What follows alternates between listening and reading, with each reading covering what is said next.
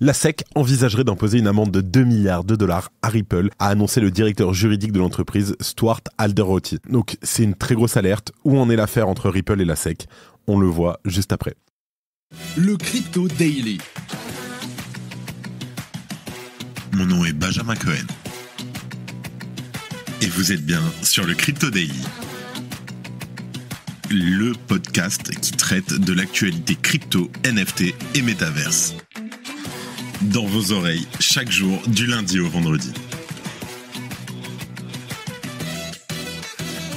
Salut, c'est Benjamin du Crypto Daily et j'espère que vous allez bien. Et c'est donc, vous l'avez deviné, notre actualité principale aujourd'hui. On évoquera ensuite l'intérêt des clients de Goldman Sachs pour les cryptos avant d'évoquer l'évasion d'un cadre de Binance au Nigeria. Mais avant tout ça, et comme d'habitude, le coin du marché. Here comes the money.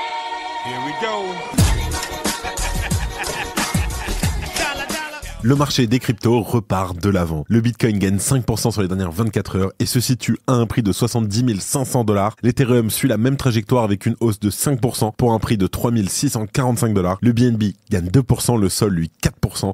De son côté, le XRP augmente de 2%, le Doge et l'ADA gagnent respectivement 5,5% et 4,6%. Et enfin, l'AVAX voit son cours augmenter de 3,4%. Et on enchaîne directement avec la première news. La SEC pourrait infliger une nouvelle amende record à Ripple. La SEC souhaite obtenir des amendes et des pénalités d'un montant total de 2 milliards de dollars dans le cadre de son procès contre Ripple Labs. Alors en fait, ces pénalités, d'où elles viennent, elles concernent les ventes de la crypto-monnaie XRP et ça a été déclaré par le directeur juridique de l'entreprise dans un message sur les médias sociaux hier. Dans le message qui a été posté sur Twitter, le directeur juridique de Ripple, Stuart Alderoty, a précisé que le régulateur avait demandé les pénalités dans des documents judiciaires déposés sous scellé. La SEC devrait déposer les documents publiquement avec des corrections mardi. Je cite : « Plutôt que d'appliquer fidèlement la loi, la SEC reste déterminée à vouloir punir et intimider Ripple et l'industrie dans son ensemble. » Suite à ça, donc, aucun porte-parole de la SEC a proposé ou a répondu à des commentaires. Pour rappel, l'organisme de réglementation a intenté une action en justice de 1,3 milliard de dollars contre la société. Elle allègue qu'elle a vendu des titres non enregistrés sous la forme du XRP. Mais, pour rappel aussi, l'année dernière, Ripple a remporté une victoire partielle devant les tribunaux contre la SEC lorsque le juge a statué que les ventes programmées de XRP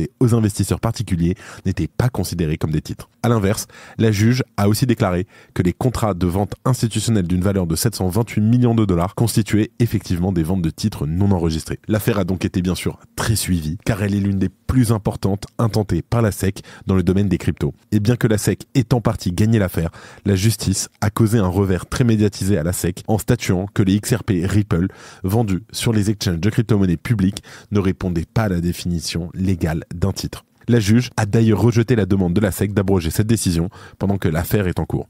Alors aujourd'hui, le régulateur pourrait faire appel une fois que le juge aura statué sur sa demande de sanction. De son côté, la SEC a décrit la plupart des cryptos comme le même type d'investissement qui a été classé comme des titres depuis des années. De l'autre, on a aussi l'industrie qui a fait valoir que les lois sur les titres ne sont pas adaptées aux actifs numériques et a appelé à de nouvelles lois et réglementations. On s'en rappelle, mais il y a quelques mois, on a aussi Binance qui a payé près de 4 milliards de dollars d'amende aux US.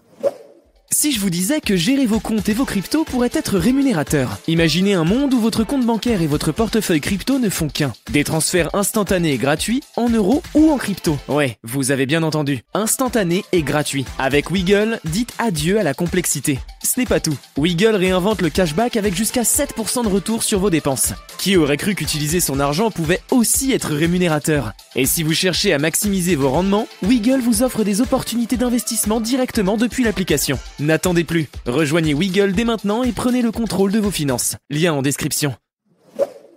Et en deuxième news, on parle des hedge funds qui sont de retour sur le marché crypto. D'après un rapport de Bloomberg, plusieurs gros clients institutionnels de la banque Goldman Sachs sont devenus actifs ou envisagent de s'investir davantage dans le secteur des cryptos. Pour Max Minton, le responsable des actifs numériques chez Goldman Sachs, le retour d'intérêt pour cette classe d'actifs provient majoritairement de l'approbation des ETF Bitcoin Spot en janvier. Cette avancée majeure favoriserait aussi l'implémentation des crypto-monnaies au sein de la finance traditionnelle. Et la majorité de la demande provient des clients de Goldman Sachs via notamment ses offres d'options et de futurs, les hedge funds étant les plus impliqués. D'ailleurs, à la fin de l'année 2023, la célèbre banque américaine affichait un nouveau record de 2,8 milliards de dollars d'actifs sous gestion. Et alors qu'elle a lancé son premier bureau de trading pour les cryptos en 2021, Goldman Sachs n'offre encore à ce jour du moins, aucun produit crypto spot à ses clients. La banque ne permet qu'une exposition aux produits dérivés crypto, comme les options et les futurs sur Bitcoin et Ether. En tout cas, les clients de Goldman Sachs utilisent principalement leurs produits dérivés aujourd'hui pour s'exposer à la volatilité du marché crypto et surtout faire des prévisions pondérées sur l'évolution des prix à moyen terme. Et parmi les clients actifs, les produits financiers liés au Bitcoin sont les véhicules d'investissement les plus populaires du moment. Mais l'approbation d'un potentiel ETF Ethereum Spot va sans doute changer le paradigme aux États-Unis. Pour Max Minton, ce facteur pourrait inciter les clients institutionnels de Goldman Sachs et d'autres banques à se tourner vers Ether. D'après les analyses de Bloomberg, les chances d'approbation d'un ETF Ethereum d'ici mai seraient seulement de 35%. Le silence de la SEC envers les potentiels émetteurs de fonds est d'ailleurs déjà considéré comme une mauvaise nouvelle par certains institutionnels. En tout cas, et je terminerai là-dessus, à l'avenir, Goldman Sachs chercherait à étendre son portefeuille client et à y ajouter plusieurs entités. Les sociétés de gestion d'actifs, les banques et les entreprises spécialisées dans les crypto-monnaies. Merci d'écouter le Crypto Daily.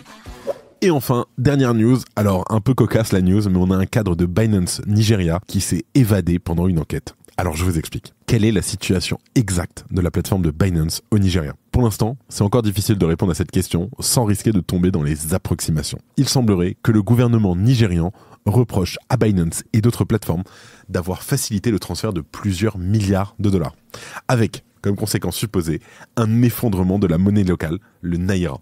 Est-ce que des traders peu scrupuleux ont profité de la situation de crise actuelle au Nigeria pour aggraver le cas de cette devise à l'aide de plateformes crypto ?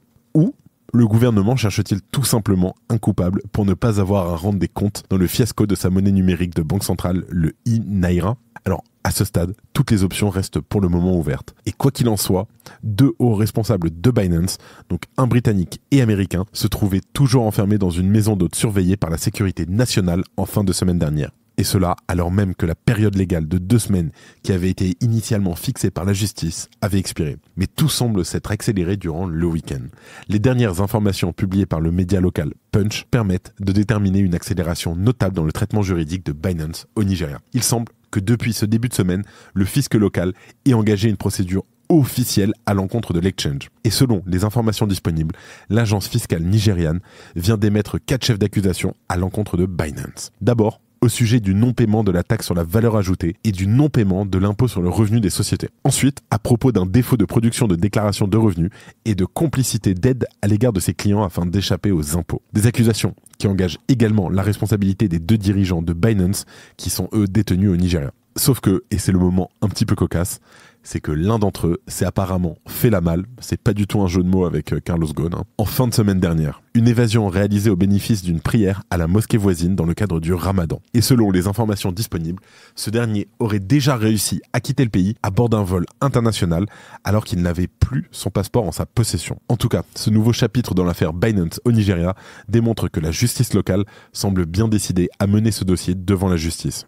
Et dans le même temps, plus aucune mention n'est faite de l'amende de 10 milliards de dollars qui avait été abordée au début de cette affaire. Et bien entendu, cela n'a pas empêché non plus Binance de confirmer sa position de leader mondial avec 110 milliards de dollars d'actifs désormais sous gestion. On vous tiendra au courant de l'avancée de cette histoire.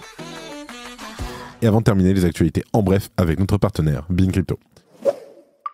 Le successeur de Binance en Russie ferme ses portes. Alors, après l'acquisition de l'activité russe de Binance en septembre 2022, Comex a annoncé sa fermeture, cessant des inscriptions et des nouveaux dépôts pour tous les clients.